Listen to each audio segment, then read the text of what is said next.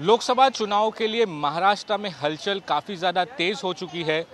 दोनों ही जो अलायंस है महाविकास आघाड़ी और महायुति कमर कस ली है और मैदान में उतर चुके हैं और ज़बरदस्त हलचल देखने को मिल रही है। सबसे पहली बात अगर महाविकास आघाड़ी की करें तो आज एक बहुत ही महत्वपूर्ण बैठक चल रही है महाविकास आघाड़ी की। मेरे ठीक पीछे ये जो ट्राइडेंट होटल है, ट्राइडेंट होटल में महाविकास आघाड़ी के सभी नेता आए हुए हैं।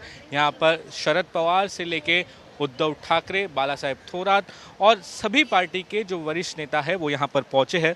आपको बता दें 4 सीटों पर महाविकास आघाड़ी में ज़बरदस्त घमासान छिड़ा हुआ है। Bhiwandi, Sangli, Mumbai south central seat और मुंबई नॉर्थ वेस्ट सीट पर। अब इन 4 सीटों में शिवसेना उद्धव ठाकरे की, साथ ही कांग्रेस पार्टी और एनसीपी वो दावा ठोक रहे थे। लेकिन ये सारी जो हलचल तब बढ़ी जब उद्धव ठाकरे की शिवसेना ने अपने 17 कैंडिडेट्स का नामों का ऐलान किया। अब ये कैंडिडेट्स का जब नाम ऐलान किया तो सभी ने इसका विरोध किया। अब विरोध इसलिए हुआ क्योंकि सांगली एक ऐसी सीट थी जहां पर कांग्रेस का ऐसा कहना है कि वो ट्रेडिशनली कांग्रेस की सीट है और वहां से कांग्रेस का कोई कैंडिडेट खड़ा होना चाहिए था।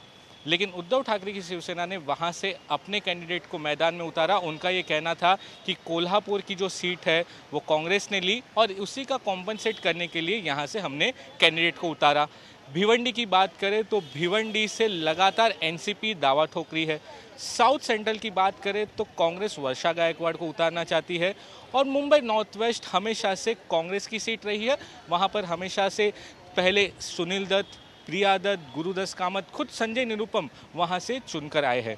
अब इसी घमासान के बीच आगे क्या रणनीति होगी, क्योंकि महायुति कह रही है कि एमवीए जो है वो इसी चक्कर में पड़े रहेगी और इलेक्शन ख़त्म हो जाएगा। लेकिन एमवीए की एक मजबूरी कहे या एकता दिखाने की बात कहे कि वो एक साथ आने की पूरी तरीके से कोशिश करेंगे और मजबूती से इलेक्शन में उतरेंगे।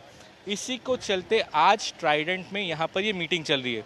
अब इसमें वंचित बहुजन आघाड़ी का जो एंगल है वो काफ़ी इम्पॉर्टेंट हो जाता है।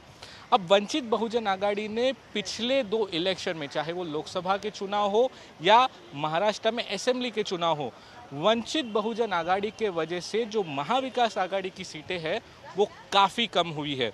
इसलिए महाविकास आघाड़ी लगातार ये कोशिश कर रहा था कि प्रकाश आंबेडकर की वंचित बहुजन आघाड़ी एमवीए में शामिल हो, लेकिन ये अभी तक हो नहीं पाया है और शायद आगे होगा भी नहीं। क्योंकि आज ही प्रकाश आंबेडकर ने एक ट्वीट किया है।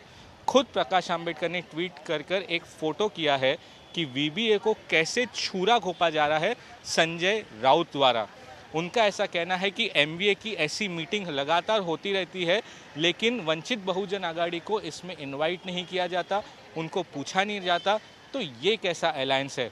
वो हमेशा से यही कह रहे हैं कि हमेशा वंचित बहुजन आघाड़ी हमारे साथ है, लेकिन जब मीटिंग की बात होती है, सीट्स देने की बात होती है तो प्रकाश आंबेडकर की वंचित बहुजन आघाड़ी को क्यों नहीं बुलाया जाता, ये सवाल अब उन्होंने उठाया है, जिसका सीधा विरोध महाविकास आघाड़ी ने भी कहा है। और उनका ऐसा कहना है कि हमने तो प्रकाश आंबेडकर को हमेशा न्योता दिया है और हमको सीट्स देना भी चाहते हैं, लेकिन उन्होंने अभी तक उनके तरफ से कोई फैसला नहीं लिया।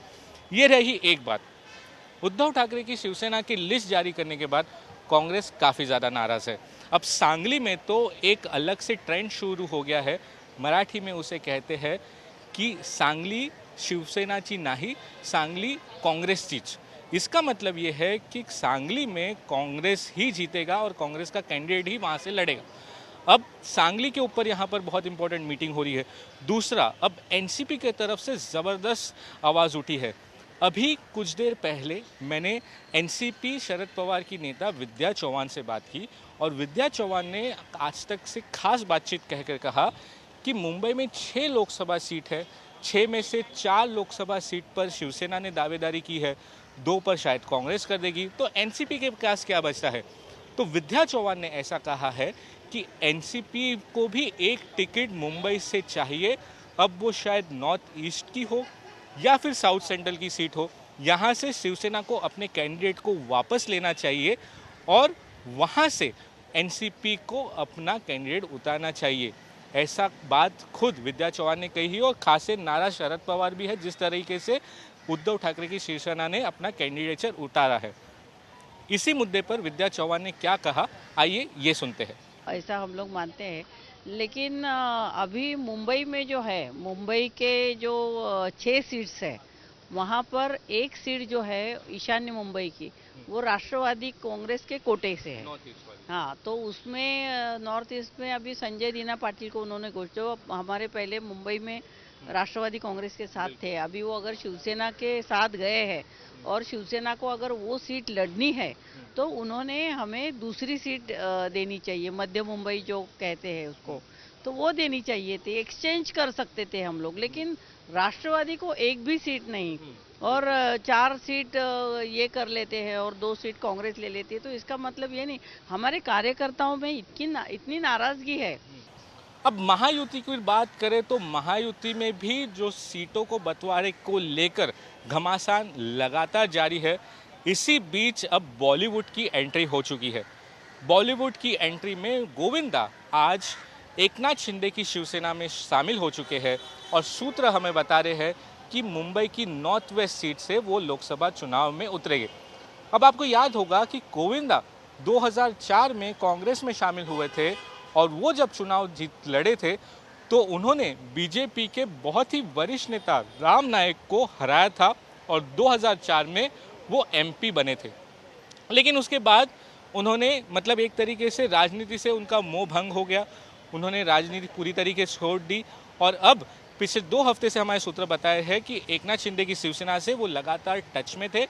कल वो कृष्णा हेगड़े से भी मिले और अब आज जाके वो एकनाथ शिंदे की शिवसेना में शामिल हुए हैं। बहुत अहम बात अगर जो मैं करूं तो कपूर सिस्टर यानी कि करिश्मा कपूर और करीना खान कपूर भी वर्षा बंगले पर पहुंचे गोविंदा के साथ और सूत्र हमें बता रहे हैं कि कपूर सिस्टर स्टार कैंपेनर रहेगी।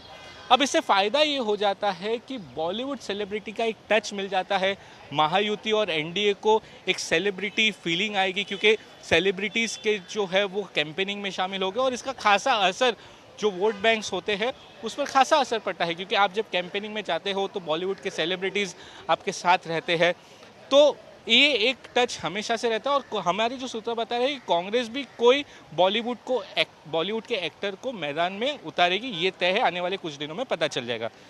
लेकिन इस पर एमवीए ने एक तंज कसा है। जो शरद पवार एनसीपी के जयंत पाटिल है, उन्होंने ये कहा है कि गोविंदा की तो पिक्चर चलती नहीं है, वो पॉपुलर भी नहीं है, तो एकनाथ शिंदे को ऐसा एक्टर लेना चाहिए था जिसकी पॉपुलैरिटी बहुत ज़्यादा है। जयंत पाटिल ने क्या कहा, आइए ये सुनते हैं। गोविंदा कांग्रेस से वहां चुनाव जीत गए थे और वहां कांग्रेस का माहौल तभी था। अब गोविंदा के जो फिल्में हैं वो अभी चलते नहीं है, गोविंदा अभी कोई बहुत पॉपुलर स्टार नहीं है, तो मुझे ताजुब हो रहा है कि किस लिए एकनाथ शिंदे साहब ने गोविंदा को बुलाया। दूसरा कोई अभी चलने वाला नट जो है जिसकी अभी पॉपुलैरिटी अच्छी है उसको लेना चाहिए था, फिर उनका निर्णय, हम उसके बारे में क्या बोलेंगे। क्या एकनाथ शिंदे मुझे लगता है इन दिनों में फिल्म देखते नहीं हैं, तो उनको फिल्म में कौन सा कलाकार कितने प्रभावशाली है वो अभी पता नहीं है, हमें भी नहीं पता। लेकिन उनको शायद अच्छा कलाकार मिलने की आवश्यकता थी, लेकिन कोई नहीं मिला होगा, कोई खड़ा रहने को तैयार नहीं होगा, इसलिए गोविंदा जी को लिया होगा। तो महाराष्ट्र में आपको लगातार घमासान दिख रहा है, चाहे वो महाविकास आघाड़ी हो या महायुति, हर बार उनके तरफ से एक ही चीज़ कहा जाती है कि सब कुछ बहुत सही है, कोई प्रॉब्लम नहीं है, बस 2 दिन में हम लिस्ट जारी करेंगे। लेकिन ये 2 दिन कब ख़त्म होंगे उसका कोई भी अंदाज़ा नहीं लगा सकता। कैमरा पर्सन साहिल चौहान के साथ सौरभ वक्तानिया, मुंबई आज तक।